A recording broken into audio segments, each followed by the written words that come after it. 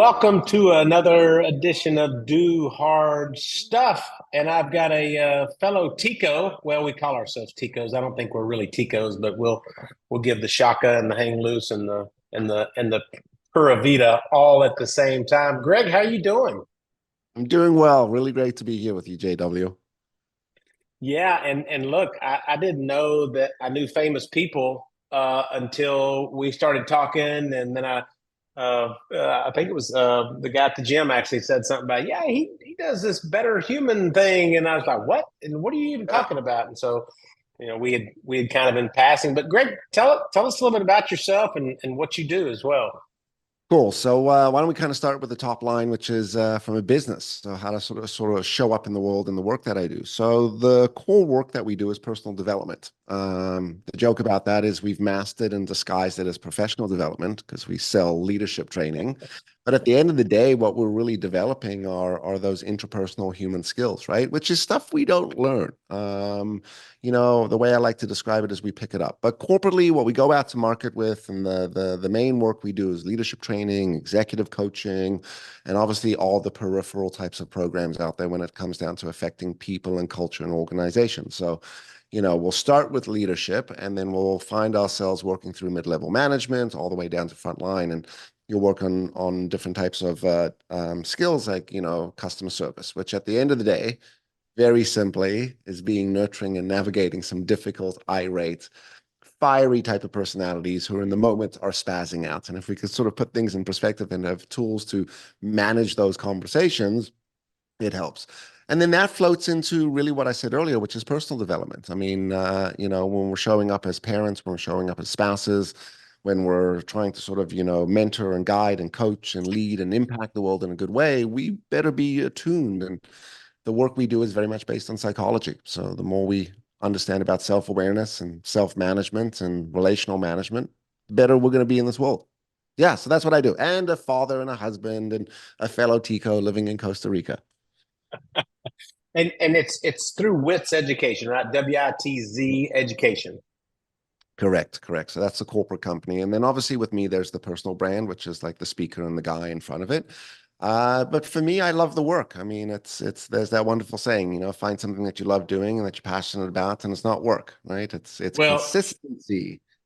a lot of people know, a lot of people learn that we do live at least full part time. We say about 6 months here in Costa Rica, and actually, surprisingly enough, if I walked right outside, I could throw a rock and I could hit Greg's house for sure. Well, maybe Mhm. not. I'm not that good of an arm, but I'm that close.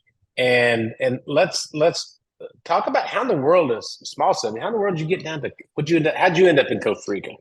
Cool. So this really fits the theme of do hard stuff. So we were living in Canada. Canada during the pandemic and the lockdown was severe, and I don't want to go down that rabbit hole too much, but I remember sitting about halfway through the pandemic and thinking, I'm getting up, I'm grinding every day, I'm going in the office, we're delivering, we're coaching, we're doing like free Friday trainings because the world was just so messed at the time and delivering and doing and doing and doing. And listen, business was great. I mean, we scaled during the pandemic, but I had more and more of a difficult time from a relationship standpoint, family and friends and people. And, slowly but surely it became very normal for people to not see each other or for grandma to sit in the garage 6 feet away from the kids or to be sitting outside in February in minus 30-degree weather huddled around a little fire pit with outdoor heaters on top of us because this is how you're supposed to socialize. And I think the world that this is topsy-turvy. This is crazy. So I looked at my wife, and we were supposed to go to San Diego actually. And the reason San Diego is being in leadership development and executive coaching and thought leadership, there's a big network out there, and it's a lot of players out there. So we thought from a business standpoint that would be a good place to go, but we also wanted to get out into warm weather, bring the kids to the beach, and we wanted to do a working vacation. So we decided to do it for 2 months. And in the 11th hour, we couldn't find a place in San Diego. It was just too expensive. And I was moving the office down. There were people from the office that were coming down, and, we were going to set up shop and we were just going to live. Anyway, my wife said to me, let's go to Costa Rica. And I said, fine, if you can find the house, we'll go. She spun the computer around. She's like, here. I'm like, book it. And we flew down, and it was from about June to August. Anyway, it was incredible. We get down here. I mean, you know what it's like. I mean, it's voted or rated the number one happiest place in the world for a reason. People are incredible. Environment is unbelievable. The lifestyle is even better. The health, the wellness, the community. I'm like, I grew up in South Africa. I'm like, this is the world I know, right? And I worked 5 days a week, and on weekends we excursioned, and we start meeting people. We meet people like JW who are like, "Yeah, I'm here 6 months a year." Or we meet young families that they're like, "We're living here for a year." Or we're meeting people that have bought real estate here, and they're kind of figuring out between home and here, and it becomes very realistic. And obviously, with the pandemic, everything went virtual, right? So Zoom, and it became very normal to be able to work remotely. Anyway, fast forward this, comes to the end of the 2 months, and I look at my wife and I said, "Why don't we stay?" She's like, "Yeah, let's do it." And I was like 6 months, like how cool. We'll put the kids in school, they'll learn some Spanish, we'll extend type of thing. And my mother was here at the time, and she's looking at me, she's like, "You're crazy." She's like, "You have a house, dogs, nanny, business. Like, what are you doing? Like, go home." So the day before our original flights, we change our mind, and this is after we've looked in schools and we've decided to rent a house here. We cancel. We call up the school. We say, "We're so sorry, we got to cancel." Call the house. "So sorry, we got to cancel." We pack everything up. We get on our flight. We have a layover in Miami, and I'm sitting with my wife there, and I say, "I think we're making the worst decision." She's like, "What do you mean?" I said, "We're going back to exactly what we know we don't want to be in. This is like, what are we going to, we're going to come back in November. I think if we get back there, we're going to get stuck and we're never going to come back. Let's cancel our flights, book new flights, fly back." She said, yes. And we did Wow. this So with you no. you were actually transitioning through Miami, and you just said stop. Correct. We're there. So we land Friday night. Our flight out from Miami back to Toronto was Sunday. This was Saturday around 1 p.m. in the afternoon. And I was like, well, let me see if we could get flights. And guess what? 4 flights available, Miami to Costa Rica, Sunday. So we pack up, and this happens so quickly, right? We look at the kids, and my kids are now like 6 or 5 and 7. And we're like, by the way, we're going back to Costa Rica. And they're like, cool. Um, we fly back here. I call a friend who we were renting the house from, and I'm like, "I need the lockbox code for your house." He says, "What are you doing?" I said, "I'm in your driveway right now. I'm back in Costa Rica. We've got nowhere to stay. I need the lockbox for your house. I know it's available for 2 weeks, so I'm going to rent the house for 2 weeks and then go back to the guy that we were going to rent the house from." But you know what he did? He said to us the next day, he said, "It's an extra $1,000 a month." And I was like, that's slimy. But I was like, I'm not taking chances. I got two young kids. We need to lock in for the home for 6 months, right? All right. It's a hard financial decision, but money is money, and money will come and money will go. And this is the right decision to make. And we rented the house, got the kids in school here. And during those 6 months, we then made the decision to make this our primary residence. We're going to raise the kids here. I'm going to travel back and forth for work. My wife will also travel back and forth for work. And the other really hard thing about that was when we knew we were coming back, my wife was going to be forced to resign because her company said to her, "If you're not in the office on September 10th, then You're we're going done. to take that as your resignation." Yeah. Now, interesting, by the way, that did happen, but no one went back on September 10th because guess what? There was another lockdown. It continued remote. And if you look at North America today, remote work has become almost someone's right versus an option, right? So Yeah. yeah, so that's how we ended up here, man. And I got to tell you, it was one of the best decisions we've ever made. Probably one of the hardest decisions. Young family, moving your kids across the world, no stability, no real plan, but just the gut feel that this is the right decision to make, and one step ahead of the next, and the path will start to show itself. And I think I've given this advice a lot in my own sessions, which is it's not about seeking, it's not about having the path first. It's about walking, and the path will start to become clear.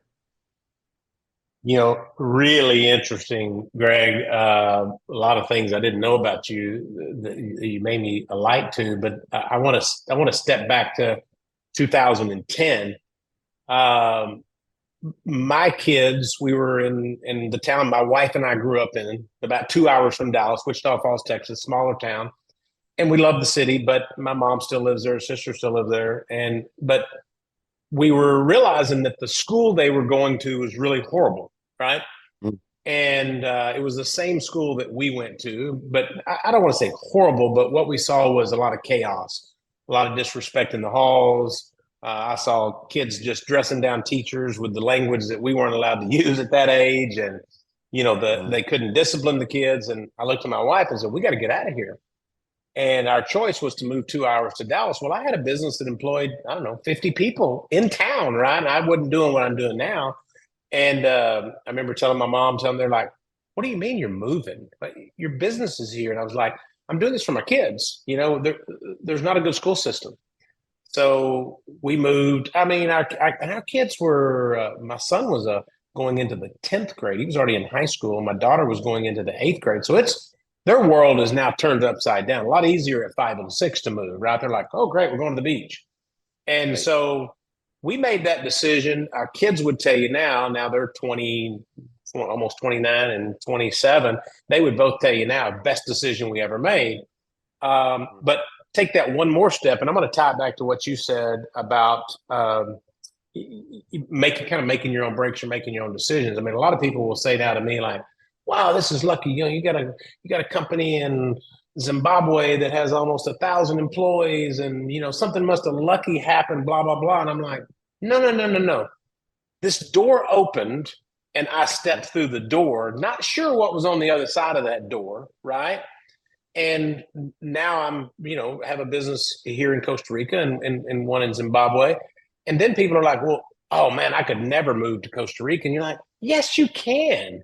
But you gotta give up something to get something, right? You may give up that known factor or that stability or the financial security, whatever that is. But anybody can do this stuff, right? But it's stepping through the door." Right. I was thinking about as you're describing that compromise, when we talk about conflict, negotiations, even marriages and relationships, one of the most important is it skills or is it ability, maybe a little bit of both, but to operate with compromise, right? And you just said something, which is in order to gain, you need to give something up, and that's the definition of compromise. In order for me to gain, I need to give. And I think more and more about like life in just general from a place of success. If we're willing to give something in order to gain something, in all aspects of life, you're kind of it's a winning formula, right? But I have the same conversation with people. People are like, "Oh, I can't believe you did that," or "How?" Or I mean, I still field phone calls today from people. They're like, "We're thinking of moving," and I'm like, "All right, well, here's the blueprint for this stuff, right?" Um, and that's also, I think, important in life, right? There's the stuff is mapped out for us. I think what we just got to do is open our eyes a little bit and see sort of, what is that blueprint? What is that map? Who's done it before? Who could I get some guidance and advice from? And it doesn't make that hard stuff so hard. Just requires Yeah. a little bit of motivation and momentum, maybe. Yeah, I would agree with you. I think well, take a marriage. I'm coming on 30 years married in March, and I had to compromise some things in my personal life when I got married, right? So to get my wife, I had to give up some things that I could no longer do that are unacceptable. And I think that's where marriages go south, right? Is people, they want to be married, but they're not willing to give up hanging out with the dudes or, going out on Wednesday night or taking guys trips. And you're like, you can't do that anymore. It just doesn't work in a successful marriage. So it's true in life. We compromise. So we have to learn to be able to understand to get something, to gain something, we've got to give up something. And yeah, you know what? Interesting. I have a lot of people that'll say, "Oh, I wish I could move to Costa Rica. Oh, I wish I could do this. I wish I could go here. I wish I could live in Hawaii. I wish I could do whatever." You're like, you can, right? You literally can, but map that out. I know there's what is the what's her name, Sarah Elena, that has the moving to Costa Rica big Yeah, Facebook following, yeah, and she got, I don't know, 25,000 or 30,000 people. yeah, If you totally don't know what to do, just join her yeah, group. yeah. You can figure it out, Exactly. right? Exactly. And the truth to moving to Costa Rica, right? Yes, we live in paradise. It is incredible. but it is not without its challenges as well, Sure, right? I mean, absolutely. for example, I deliver. So I just ordered this digital whiteboard Vibe. Shout out to you, guys killed it on the product. Getting it in here, all right. One took a tremendous amount of time and was an absolute fortune. I think I spent about half of the value of the actual whiteboard, digital whiteboard, getting it here, right? But again, this is part of it, type of thing. And my travel schedule back to North America, I mean, I always traveled for business, but you're out for a day, 2 days kind of thing, right? 3 days max. I mean, now sometimes my travel will take me out for 2 weeks. So I mean, 2 weeks out of the month, I mean, you're not with your family, and you're not sitting and sunning all day, type of thing, right? And not that one is doing that anyway. I mean, that's the other thing. Yeah, I It's promise you and I aren't. We're not both. I'm not at right, the pool every day, right? I mean, my schedule right, was right, packed all day right. today, right? Yeah. Correct. But on that note, what I've also found hard here, and also just working at home, I don't know if you found this as well, but I've had to become way more disciplined in my work for working out of home and being in this environment. You can get very distracted very quickly, right? Specifically around the house. I'm a doer, right? So I'll look outside, be like, oh, maybe we need to go dig a hole over there and plant a plant or something. 3 hours later, yeah, Three yeah. hours later, exactly. You're like, what the hell's going on, right? So yeah. Well, it's interesting. You talk about how it's not, but I think you need to be realistic about that if you're going to do some of these other things. You're exactly right. Matter of fact, this computer I'm looking at, I bought a new Apple iMac. I was going to take it on the plane with me, and they go, "Oh, it's got a lithium battery." I said, "Okay, well, I'll carry it on." Now you can't carry it on; it's too big. And I was like, "Okay." I had a little. I use a company, ship it Broker. with Jerry, and I've used him before, a little broker guy. And, all right, I'll ship it to him. Well, I shipped that thing, I don't know, 5 weeks ago, and it got here last week. And then, it cost me an extra $289 to get it here. And Mhm. so it's the delay, it's the shipping. But I think it also helps me in my patience because I realize at home, right? I mean, okay, I need a new Apple computer. In three Instant. hours, I'll have it up and running, right? I'll go get it and put it up, and we're up and running. And Right. you may have to plan out a little further, as you pointed out. But you're right. I'm going to take our dogs. My wife and I'll take the dogs to a walk on the beach at 4:30 or 5 o'clock today. So I get that, right? Where I Right. wouldn't have gotten it otherwise. So yeah, you give to gain, and same thing there as well. Right. Right. Right. Right. Right. Totally agree. Yeah. So I didn't know you're from South Africa. I don't know why I didn't know that. Yeah. Yeah. Yeah. So I lived there till I was 10, and then we transplanted to Canada. Canada was amazing, for a long time. Never Yeah. thought I would actually leave. Obviously, lots of things change. I think that's kind of part of growth as well. Like, again, compromise. What are you letting go of in order to gain? Um, but no, still sort of obviously running my business out of Canada and the US. We do a lot of work in the US as well, actually. Um, and talk about having a different environment, right? South Africa to Canada. I mean, besides the weather, I mean, what you grow up in South Africa, I grew up in Johannesburg. I mean, that is the jungle of the jungle. The joke about that Yeah. is everything's trying to kill you, right? Doesn't Yeah. matter Yeah. whether it's a People, germs, small. bugs, yeah, whatever. Yeah. Correct. But it's funny.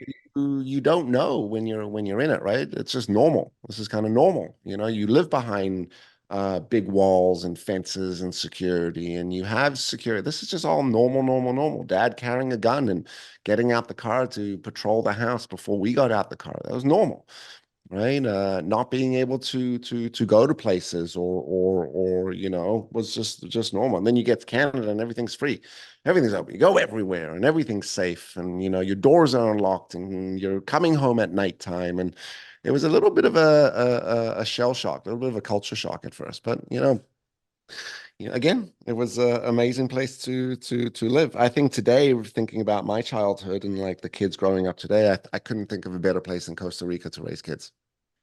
Nah, yeah. If I was set back 20 years, we would definitely be in the same spot. And it's interesting because our main office is there in Harare, Zimbabwe, and their lifestyle obviously is different. They That's why they make great team members, employees with us, is Mm. because they value their jobs. They want to come to work every day. They don't call in sick just because they're Mickey Mousing around. They really Correct. place a value on that. But I'll never forget my business partner came to our house in Dallas, probably, oh gosh, that would have been 2017 or 18 something.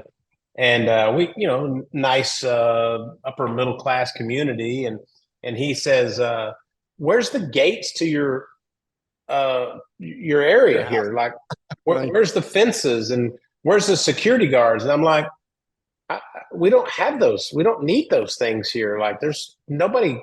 Somebody, if somebody walked in there that looks out of place, they look out of place, right? And you go, keep an eye on that guy. He shouldn't be Right. here. Plus, So this is yeah, Texas too, right? So, yeah, everybody's got a gun, so you probably right. No one's wandering onto people's properties in Texas. no, yeah.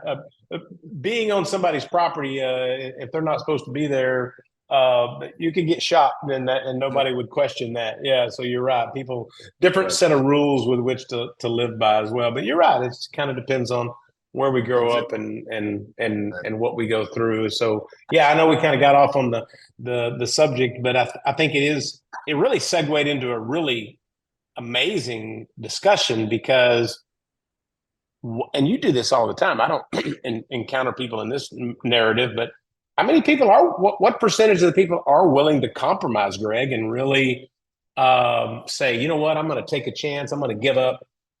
In Yeah. Texas, or in the U.S., we would say, are people really willing to give up their Apple iPhones, going to the Starbucks every day? My two cars in the garage, my two car payments in the garage, my big Yeah. house, my freedom to travel because I'm going to try something new. I mean, what percentage of the people do you find are willing to compromise? And let's just say like make those hard decisions and act upon them as well. Like, compromise is sort of the call it the thread through it, but the decision and the action to it.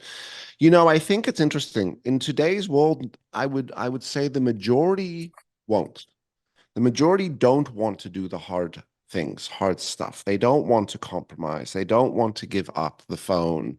But let's boil that back down. I see this in my work a lot today, and it's one of the biggest complaints from organizations. I just got off a session earlier, and we have a personality profile that some of our clients will use when hiring. And it's not they got green or red. It's like, all right, here's the personality. And it's really for insight and understanding. Like, as this person's going to onboard, knowing how they naturally operate, communicate, behave, having an insight to why they feel, act, communicate the way they do, as a leader gives me that ability to onboard them maybe more successfully. And I said, so what do you like about this person? The person said, you know what? They're not a child. I said, well, what do you mean? And they said, well, this person's mature. I think the challenge we've had for the last year is this younger generation. No one wants to do the hard things. No one wants to wait and pay dues. No one wants to grind for the first 2 years of their career, right? I mean, I think about my first career. I got paid, I want to say it was maybe 23,000 a year. Okay. And that was like a 50-hour a week, right? This is when I started in the business and I grinded, okay? I licked more envelopes and stamped more things and lifted more boxes and did the work around, the work that no one would do. And I begged to get in sales. I said, can I get in sales? Can I get in sales? And they were like, no, you can't get in sales. And then one day, the way I got into sales was we used to run advertising through newspapers. Someone walked in and said, hi, I saw one of your ads. I want to speak about the program. I was like, well, come with me. And I sat them down and I closed the deal. Very long story short. And the next day they were like, you could get in sales. The But maintenance guy just closed the deal. correct. Put on a shirt and a tie tomorrow. Now you're in sales. And by the way, Yeah. I thought I had made it by then because, I saw salespeople, they were high-fiving each other and hanging out and, doing the social thing. Then all of a sudden it was like the pressure. Now, in order for you to stay in sales and to stay here, you got to perform. And it wasn't just you got to perform in your target. It was like the Jack Welch type of sort of environment. You got to outperform this dude. You don't want to be dead last in this list because Yeah. that is the person that is getting the hiding. And this is back in the day where, leadership and coaching and mentoring, this didn't exist. This was you had a badass boss that if you pissed off, you heard about it, right? And there was a very fine line between verbal abuse and physical abuse. I think that was sort of the HR policy back then. As long as you don't hit people, you're fine, right? And it wasn't any of this, hey, Greg, you're a really good guy. We just want you to really work hard. You can do it, buddy. That didn't No, exist. no positive sandwich, right? Here's something No. positive. Here's your critical feedback, and here's something positive, right? Now, maybe that wasn't the right way to do things, and I think this is where all generations will look at the younger generation, say we had it harder than you, but I think that has tipped over now, right? Yeah. We are raising soft people, soft kids. We Yeah. are mentoring, and I say this all the time, the anxiety badge, the victim badge. Man, if you were a victim, if you have anxiety, it's like a medal, it's like a badge of honor, right? And it's the ultimate calling card. I have anxiety. And I often want to say to people, have you been diagnosed with anxiety? What do you mean? You could get diagnosed? It's not just this feeling I have, and Can't just make it up. Yeah. Yeah. make it up. And by the way, anxiety is normal, right? Like that's nerves. Like if we go back to our very primitive cells, right? We have a fight or flight syndrome, right? And today we are not physically threatened. We are not in the survival mode. We are emotionally threatened. Our brand, our identity, that's threatened. But this is the old saying: sticks and stones may break my bones, but words may never harm me. Today we understand words do harm. But, anxiety and excitement is the same emotion. I often tell people this, and they kind of look at me with like that, sort of like an owl with their head goes to the side, and they're like, "Whoo!" Or like, Go, I'm not really buying that, Greg. I don't think you, so. Yeah. your anxiety, like you're nervous, you're about to go down a roller coaster. You get on a roller coaster, and you're tummy, and you're like, "Oh my god, oh my god." Well, what is the difference between that and someone standing on stage to give a presentation, right? It's the perceived outcome. It's like I can fail in front of these people. I can embarrass myself in front of this audience. I can maybe in some businesses I can jeopardize my position if I give a bad presentation to the board, right? But the perceived consequence or the perceived outcome is negative versus the roller coaster. Roller coaster is whoof. I know this is a ride. I know I have a seatbelt and a bar above me. I am safe. I perceive the outcome to be safe. Therefore, I go through this and it becomes excitement, not anxiety. And if people can start to reframe a little more in life, I think if people can spend more time thinking about not just saying something positive, but I like what Trevor Moawad does. Trevor Moawad is an author. Unfortunately, he passed away a couple of years ago. Really young guy, lost his battle with cancer, but his book was called "It Takes What It Takes." It's all about neutral thinking, and it talks a lot about, as he says, listen, as human beings, we have a lot of negative thoughts. And he did a lot of sports psychology and coaching, right? And he says, you get in the locker room with these sports teams, and everyone's like, oh man, the other team, they're stronger, they're faster, right? They're better players, and you know. If you just respond to that with a positive thought, it's not going to outweigh the negative thing. So if you say, oh, the other team's much better than us, and then you say, well, I'm a really great basketball player as well, your positive thought is not going to counteract that negative thought because negative thoughts are 7 to 10 times more powerful than a single positive thought. So what he talks a lot about is he's neutralized things, neutral thinking. And that's what a lot of reframing is it's adding in insights and different information. It's speaking to things a little bit differently, right? My life really sucks. Okay, well, what is the world trying to teach me here? Right? What are the lessons I'm not learning right now? Right? It's not positive, it's neutral. Right? Positive would be like, what are the positive lessons I can take from this Yeah. life bashing right now? Well, Right? like you talk about with your back or something, I think yeah. Well, maybe if I try to, I'm always going to have this issue because it's degenerative or whatever it is, but I'm learning ways to deal with it. I don't sit in this chair. I don't do this. So yeah, I can see the benefit of that. Like versus, it's not really happening, and that pain will just go away. No, the pain's real. So it's Yeah. the Yeah. neutral thinking. Correct. You know, the what am I going to do about the pain? How am I going to manage it? What are my choices? And in the world of healthcare today, it's there's so much choice and solution. I think, you know, maybe the maybe the whole thought of doing hard stuff, it's not actually hard stuff. It's us getting the the action, the thing. You know that analogy, like there's a sitting train on a track and you put a pebble in front of the wheel and the thing just can't move, right? Maybe it's about kicking that pebble out and just getting a little bit of momentum and steamrolling some of these things. But you know what I love about your show and what you talk a lot about is you know, I think in the world that we live in today, well, let's say the world has always been hard. I think we're living in a world today where we have a lot of choice in how we deal with the hard. Some of us didn't have that choice before, right? There weren't tools, there weren't resources, there weren't coaches, there weren't mentors, there weren't things to make a. When you had to pull a rock up the hill, man, that was it. The only choice you had was rope. You pulled that thing up the hill, right? Today you got machinery that can push the thing up the hill. But the question comes down to is you know, how do we want to approach? How do we want to attack? What's going to be the most efficient, effective way for me to sort of be successful with these things, right?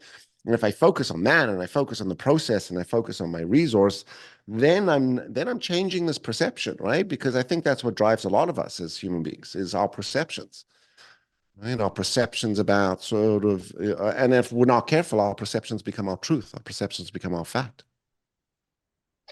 Yeah, it's funny you mentioned something earlier about this work from home thing and how people they don't want to do the hard work, they don't want to put in the time. My daughter, who's almost 27 next month, we were talking about when her age group, her demographics, and it's a little bit lower, but she's definitely falls into that. And I said, well, why is it that those your age just don't seem to want to work, right? They just don't seem to be motivated. And she goes, well, they bump out of college thinking that they're going to get a $75,000 a year starting job. They're going to be able to Mhm. work from home.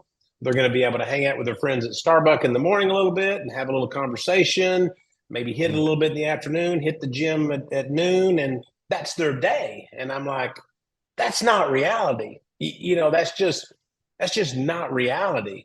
But I Mhm. think what happens, they also project what their parents may be doing, right? Like my kids could project and go, "Oh, my dad lives part time in Costa Rica and he travels and well, they just have fun." And I'm like, "Yeah, but it was the 35 years before this that Right. enabled me to do what I do today, right? It didn't just happen." Right. So I think and I was going to tie into this fear. I think fear breeds inaction, right? We get fear, so we just don't do anything. Mhm. Instead of me and probably you, I'm like, let's just plow through this. We're just gonna figure it out. We're gonna find a way, whatever it looks like. Yeah, you know, you just said something. Fear gets people to fold today versus some of us, fear was the biggest motivator. Like I'm scared Absolutely. to not be able to provide for my family. You know, I will go do what I need to do in order to support, right? I mean, fear channeled correctly is 100%. is probably one of the greatest motivators, right? And we might argue that, you know, it's really hard to motivate people, but it's pretty easy to scare the people. So, Yeah.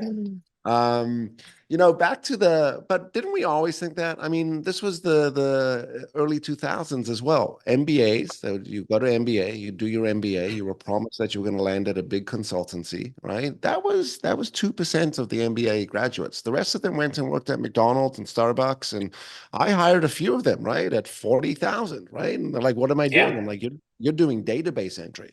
They're like, "I got an MBA." I'm like, "Yeah, right. You're really, really academically smart. Let's spend the next couple years with you, getting you to have how to be great entrepreneurs and great business folks, right?" Yeah. Yeah. Yeah. So, I think it's bred a problem. You were telling the story about how you got into sales. I've got a friend who's passed away now. He owned about 12 big automobile dealerships. I mean, worth multi millions, and just a great guy.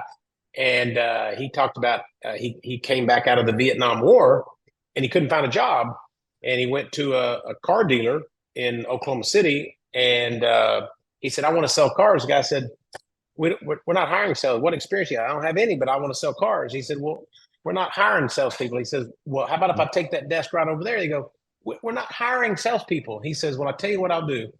I'll work for 60 days for free. You just pay me a commission if I sell a car. And I'm going to take that desk right over there. He said, I bugged him about 2 weeks. The guy goes, fine, just take the desk. We'll help you put some training. That guy he said within 60 days, he was the leading salesperson. 6 months later, he's the regional salesperson. And, I don't know, 30 years later, he owns 12 car dealerships around the area. So, I think that's where they're willing to fight through the fear. They're not scared. You're just willing to sacrifice. But change the scenario to today, and you say, "Hey, I'm JW. I've got an MBA. I'd like to be your general manager of your auto dealership." And they're like, "What experience do you have?" None. Well, how about we start you in sales? Oh, Right. no, I don't want to start in sales. No, I'm not a salesperson. I'm a general manager. Right. So I think that's what's happened, right? There's some practicality behind it. You're right. I mean, I remember people who had misconceptions coming out of college in the 80s when I did, that thought they were just going to grab a job, but they also just went to work, right? They also Right. just You took went a to work. job and went to work. Yeah. Yeah. Which was the You either difference. you either took your year off and you traveled to Europe, right? And then you went to work, or you went straight to work. It was one or the other, right? And no It's funny. fallback. There was no Yeah, fallback. there was no fallback. There was I think this is maybe the major societal problem that we have today. It's not a generational problem. It's a societal problem, right? You said something earlier, like it's the parents. And I used to do a lot of work around generations, like, talking about who the generations are, what motivates them, where they come from. And then, doing this for a couple of years, all the research pointed out to a couple things. First, there is generational differences have nothing to do with the year you were born. It has everything to do with the stage of life that you're in. So a 20-year-old is a 20-year-old, right? So that's one. Second, and this was the more important piece that came out of it, generational differences have less to do with the year that you were born and more to do with the parenting that you were raised with. And it was those two things that started to make a lot of differences, right? I've met a lot of millennials who are extremely break the mold, right? Break the definition of what a millennial is, and vice versa with a boomer. And I think it's about doing the hard things. I'm very hard on my kids, by the way. Like maybe too hard. Not as hard as my father was with me, although my kids might argue that. But I'll give you a quick story. So my daughter does jiu-jitsu, right? And recently she's been saying she doesn't want to do it anymore. And I get it, right? Like, she's kind of 10, she's at that age, wrestling, like, she's really into gymnastics. And I say to her, I say, look, you could quit on one of two ways, okay? And I heard this, so I borrowed it from someone the other day. I said, you could quit on the best jiu-jitsu day you've ever had. In other words, you go to that lesson, it's the best lesson you've ever had. And you come out, you say, Dad, that was one of the best jiu-jitsu classes I've ever done since doing this. You can quit on that day, right? Which most people won't. Then I put her in a lock. I put her in a headlock, right? Went behind her and, gently squeeze, but strong enough, right? And I said, if you can get out of this, you can quit. And she struggled and she fought and she cried and she screamed and she said, huh? And I said, when you can get out of this is when you can get out of jiu-jitsu, right? And I think the lesson behind that, obviously as a father and a daughter and going into the world and the world being a pretty scary place, I want to make sure that I send my kids off into the world with the best ability to succeed and navigate the challenges that they're going to have to deal with and contend with. But the other lesson that I was really trying to instill, and not through so many words, but life is hard, right? Yeah. And you're going to have to push through this stuff. And if it's not me holding you in a headlock, it's going to be business holding you in a headlock. It's going to be your relationship holding you in a headlock. It's going to be finances holding you in a headlock. What are you going to do to struggle through that? I've struggled in business tremendously financially. When I took over the business from my father, I inherited a tremendous amount of debt because the business was run as a personal piggy bank, right? And I had never seen the books before he died. And I was like, all right, I'll do it. And that's been a theme to my life. I'll get in sales, I'll do it. Facilitation, okay, I'll do that. Coaching, okay, I'll do that. Okay, run the business, okay, I'll do that. Oh, you had cancer, oh, I'll do that.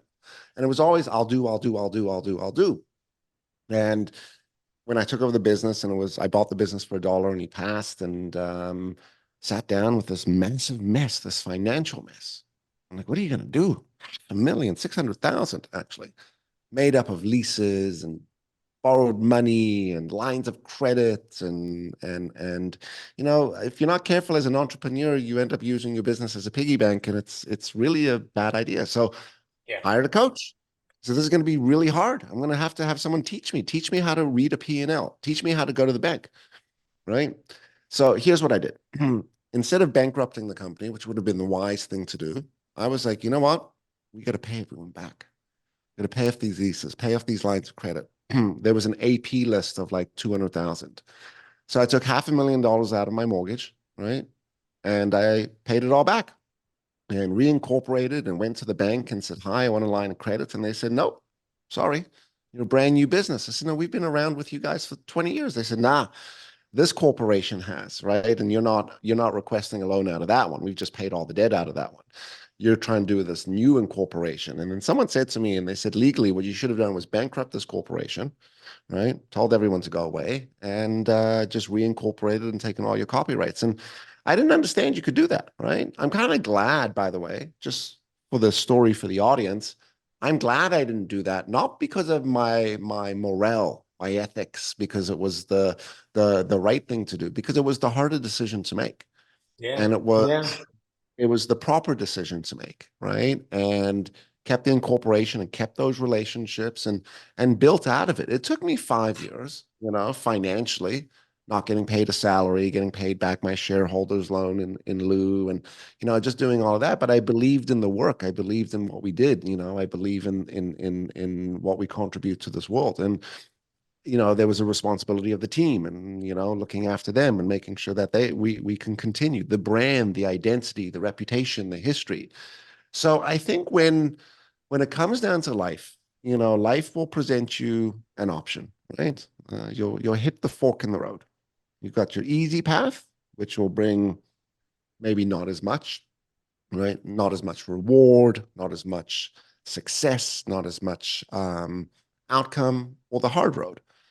And the hard road doesn't have to be that hard. We just have to know it's going to be more work. It's going to be more effort. It's going to require more decisions. And I think when we break things down like that for people, where at the end of the day, let's stop thinking about, is this a hard decision? Let's just say, what is the decision I need to make?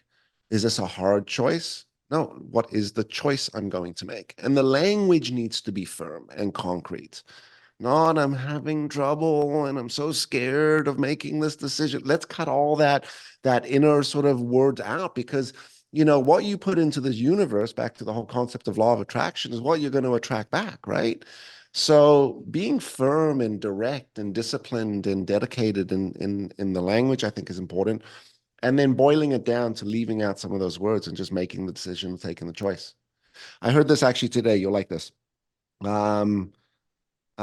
It was by Tim Story. He said, every decision you make is either a choice or a selection. And I thought that was powerful. I like the way he described that, defined it. Every decision we make is either a choice or a selection. Interesting. Yeah. Right? Yeah. Yeah. Brings that into a different light. Yeah. Well, look, I think that I think you're right. We always take the path of least resistance, and really in life. And I've compared this. Part of my whole mantra is to every year I try to do something that's a little hard physically, whether that's an Ironman event, or we did we did Everest, we hiked across Peru for 6 days, do all these things that I got a couple of buddies, we'll go do this kind of stuff, because I think when you learn that you can push your body past the point where you want to go, then a lot of things we come back to are not that hard. If I'm arguing with my wife, can I just solve that problem? That's not that hard. That's an easy way to go forward.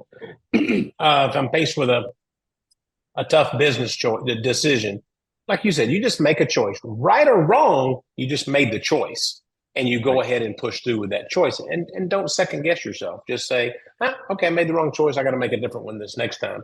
But you're right. Most people are looking for that path of least resistance.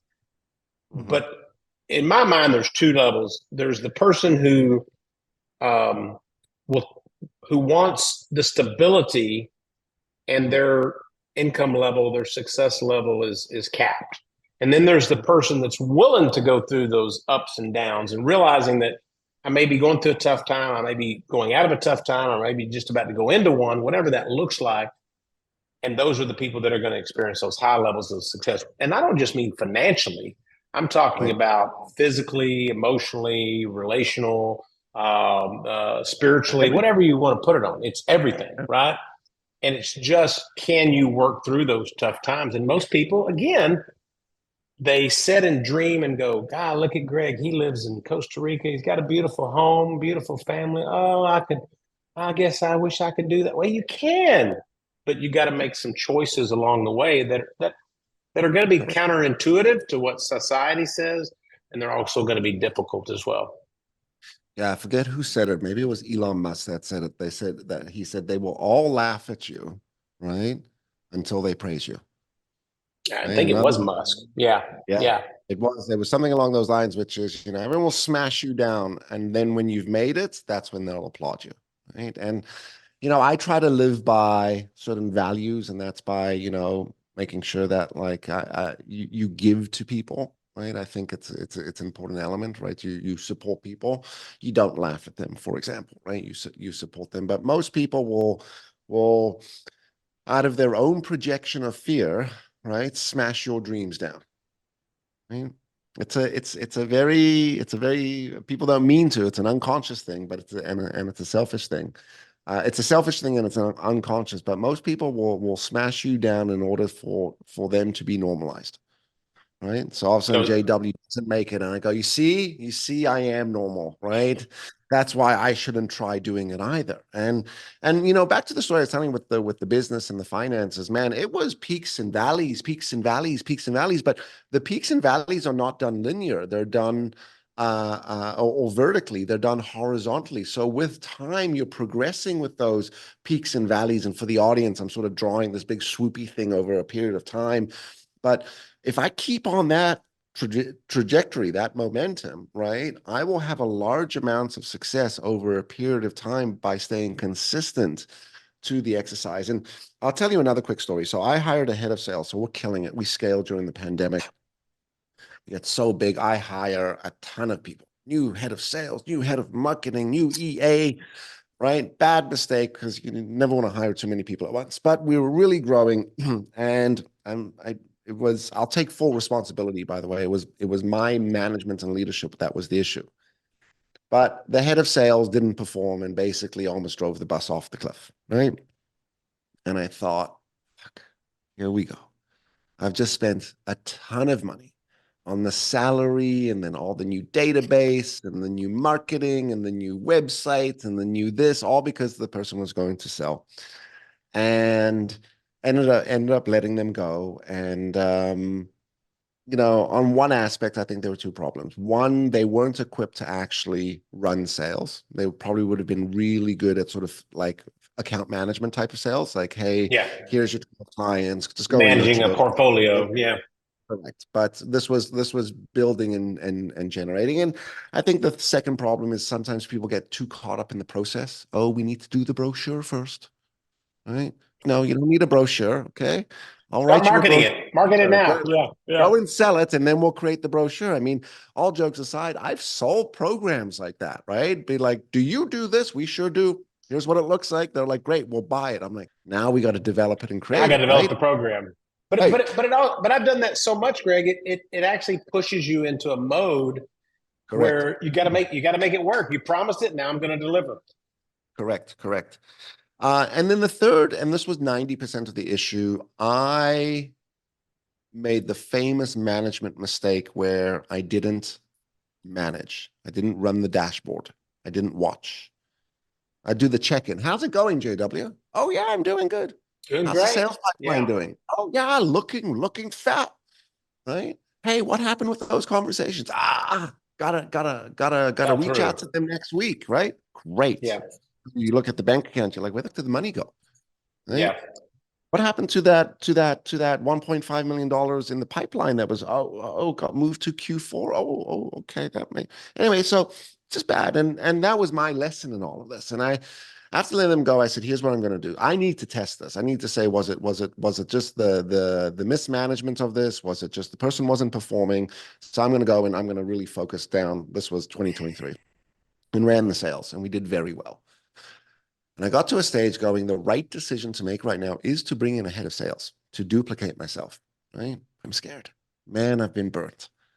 I just wasted 300,000 a year Yeah. ago on this nonsense. Like it's a lot of money for someone, right? Yeah. Um, that was everything, severance and salary and all the extra peripherals. And it hasn't even just been that person. I've hired salespeople before, and some of them have like spent for the year and then they've quit, and some of them have just not worked out and they've dragged their feet, and we've kept them on. And oh my God, and is this the right decision? And I said to myself, as I said to you earlier, doing the hard things is sometimes listening to the universe and the lessons that it's giving you. And the lessons it was giving me was a few things. Hiring the head of sales is not the wrong decision, it's the right decision. How I then handle that decision and how I manage around it is what the success of this is going to be. So the universe was saying it wasn't the person or the role that was the wrong person was one of them. So let's find the right person. But two, making sure that you are still driving this bus is going to be really important. So I've ended up he starts on Feb 1st. We're very excited for him. And he's going to be a killer. This guy's going to help us get to the next level, right? Well, it's interesting. I wrote a couple things down there when you were saying them. Zig Ziglar had a really famous statement when he said, "People look for the bad in others like there is a reward for it." You know, they kind of, oh, look, there's old Greg. He failed. I knew it. I knew it. You know, and it's almost like again, back to that badge of honor. They love to point out all these people, of course, while they're doing nothing, right? They haven't stepped out of their comfort zone at all. So it's easy to point fingers when you've been in that role. But, I think what another important thing is to remember that you're not the only one who's walked this road. I remember in 1999, 2000, I went completely broke. I mean, just broke. And I remember I had to break it to my wife. We'd been married about 6 years, had two young kids. And I'm like, what? Now we're just like broke, like I got to get something going or we're going to lose the house next, And, and so as I went through that and as I, got through that and recovered and turned it around, I would be in conversations. I would be in conversation with somebody at a table, let's say at an event of some sort, and there'd be 6 or 8 people around there, and they'd start talking, and I'd say, "Oh man, I went totally broke, personally bankrupt in 2000." They would go, "Oh," they would say real quietly, "Oh, me too. I did too. It was 2004. I just don't like to talk about it." I'm like, "Why?" Yeah. It's part of your story. It's part of your experience. It's not like something negative, you go look at, you mentioned Musk a minute ago.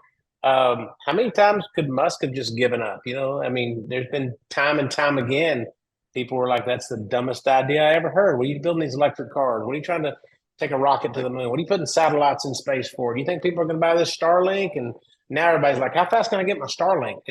Where can I order mine?" I was Googling it yesterday, Starlink. I'm like, which one do I want? I've got one. I've got a house in Colorado. We actually have one. Works fantastic. So, what if he had quit, right? And you wouldn't have this technology that's out there today. And he's made a lot of strides. So again, I think kind of full circle and kind of wrapping up what we've been talking about. It's you really have to use. I think we're all a sum total of our life's experiences. You mentioned fear early, and I forgot to mention this.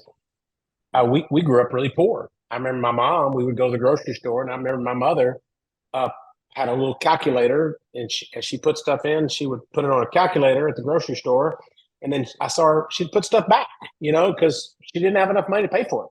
Right? She goes, I got $50 for groceries, and that's all we can spend. And I just remember thinking, man, I don't want to ever have to do that. I don't want to have to know how much my grocery bill is. I just want to go to the grocery store, right? Or I just want to go on vacation and not really care how much the airfare is. I mean, within reason, right? But you just want to say, yeah, let's go to San Diego for the weekend. All right, let's go. And it was that fear that motivated me. So you can either use, I think, probably write a book on this. Fear can either just completely cause you to have inaction, or it can drive you, right? And I think that's true. Correct. Totally agree. The whole thing about life, and maybe this is for, I'm sorry, I got some renovations happening, I guess. No, it's okay. I didn't even hear it. Cool. These microphones are so good. Life is hard. Right?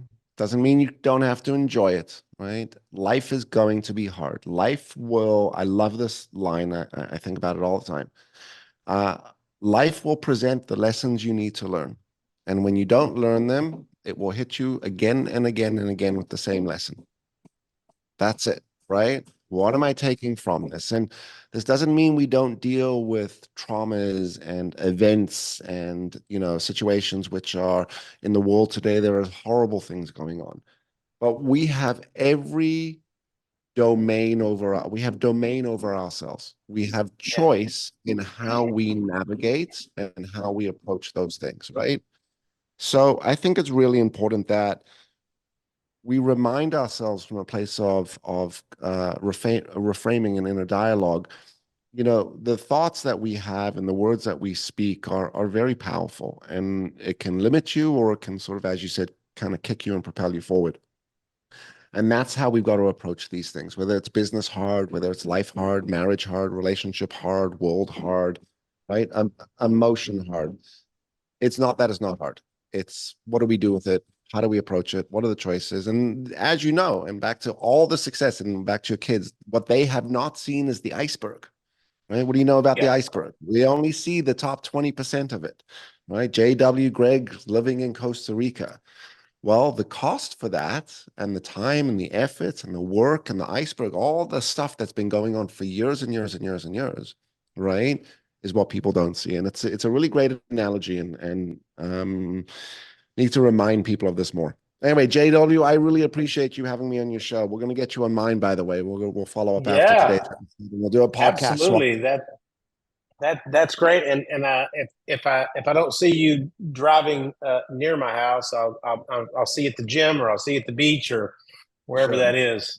It's great to be back down here as well. I'm missing this is in January of 2024, and it's going to be like 9 degrees this weekend in Dallas, so I'm not missing that at all. Well, we've got consistent weather down here, right? I mean, that's right. Yeah. That's right. Well, Greg, thank you. It really was a pleasure. I'm glad I got to know you a little bit better. Looking forward to hanging out a little bit more in a little bit of paradise, and I wish you the best of luck with Witz Education. We'll if anybody wants to check that, is that just witzeducation.com? Is that right? Yeah, if people want to find out more about we have a program called Better Leader. It's our flagship program, and that's really what we go out to market with. But witzeducation.com, WITZ education.com. And then the podcast is called the Better Human Podcast. So we're gonna have JW on that pretty soon. So for JW's if you want to hear him on the other end of this, having the questions fired at him, make sure that you go check that out. And then on social media, you could search me, Greg Witz. I'm going to pop up everywhere. I'm on all Insta, TikTok, Facebook, LinkedIn, you name it. And that's WITZ, just Greg, GREG, and then WITZ. Yeah. I know he's on LinkedIn and everything else. So hit him up and follow him on all those. And we'll put some of the links in the show notes as well, so you can find those. But Greg, thank you. It was great visiting with you. And as we say, Pura Vida. Pura Vida.